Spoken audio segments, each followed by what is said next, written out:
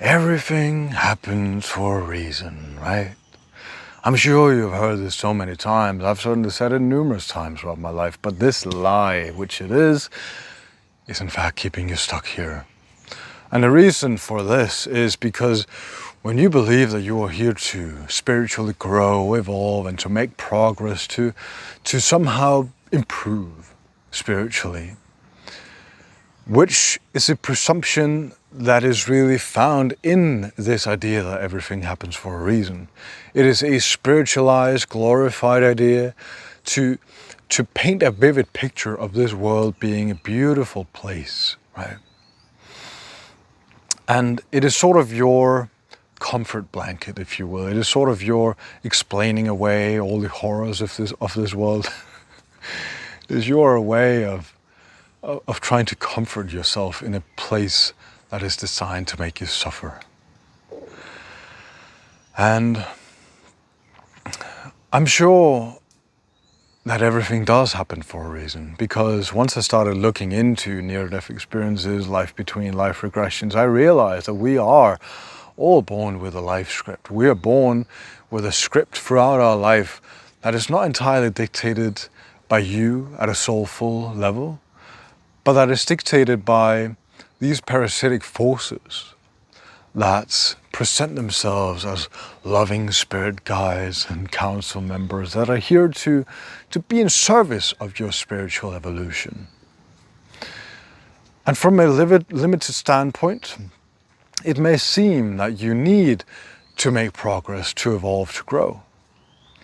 And sure, it makes sense in this linear fashion of thinking yourself to be incarnating here as this soulful being, and that your incarnations are simply a representation of this spiritual schooling system, because you're obviously here to learn, right? You're here to expand your spirit's knowledge of itself, right? But once you begin to realize the true origin of what you really are, of spirit, of awareness, of your own beingness, prior to the soulful human construct that you so often believe yourself to be, that essence, that which you truly are, doesn't change, because it witnesses all change. That which knows change, that which knows evolution, cannot itself be part of the equation. It must be prior to. And so when you realize your pre-existing nature, you no longer fall for these traps, these lies. And I suppose that in every trap there's always a loophole out. And the loophole is to see clearly what you are. That is the only way out. Because every single other possibility in this world is going to lead you back, feeding in to the same trap. It's going to make you invest your identity and belief systems into thinking that you are this limited human or soul being that is here to make up for karma. Karma, karma, karma. The biggest deception that this world has to offer, really.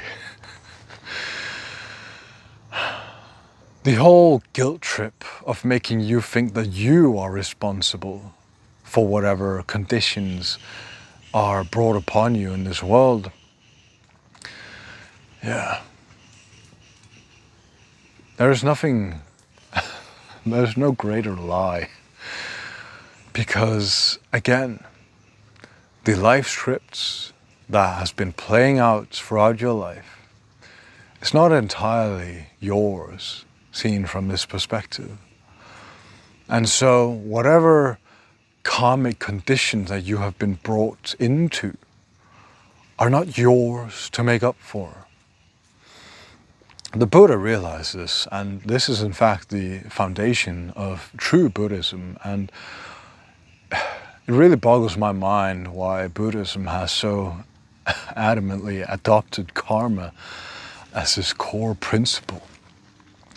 When Buddha realized that karma was the deception keeping us trapped here, and that our essence, the truth of our being, is not impacted, it is unfazed by karma. It doesn't even exist, in fact. It only exists to the limited narrative of who you think you are.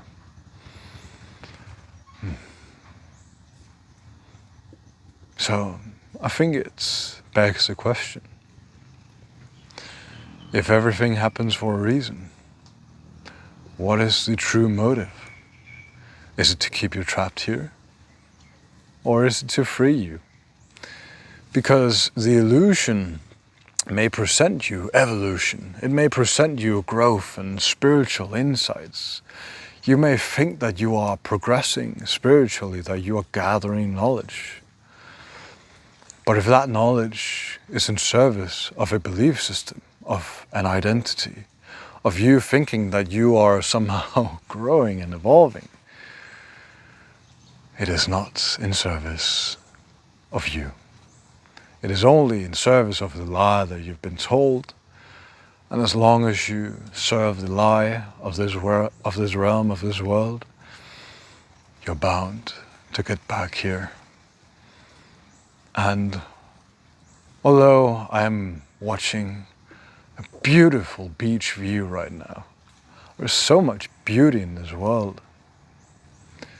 In my experience, none of the beauty is made up for when you account for all the suffering. And so you decide what you think this realm is. If you think it is a spiritual playground, a school for your soul, for you to learn and to embetter yourself spiritually, as though your spirit wasn't already all-knowing and omniscient, all ever-present, because in truth it is all there is.